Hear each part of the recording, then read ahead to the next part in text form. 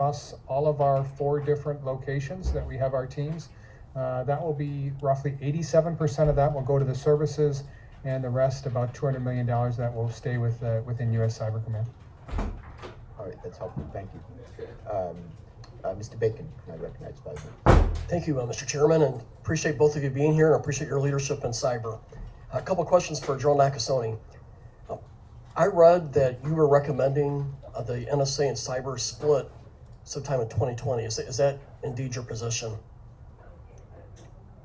Congressman, I had seen the article that was written. That is not accurate.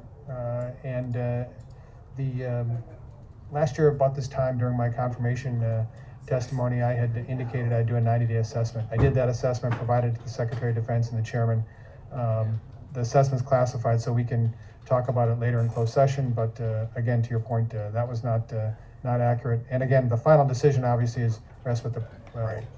not with me. So, But maybe is it fair enough to say that you would say your position is to keep them together then? The 2 commands under one 4-star. So again, I think on this topic, Congress, it's much more accurate for me to be able to talk in closed session, Okay. just to bring out the facts. Just my view on it, without probing for more your position. I just don't see how you can have them separate.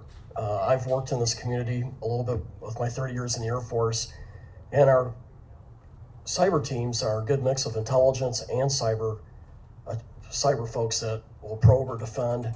And it seems to me from a cyber perspective, it's a symbiotic relationship with NSA. You can't do the 2 separate. I'd be a little afraid if you had 2 4-star generals, one in charge of the intelligence portion, one in charge of the cyber portion. You could be pulling that team apart in 2 different directions.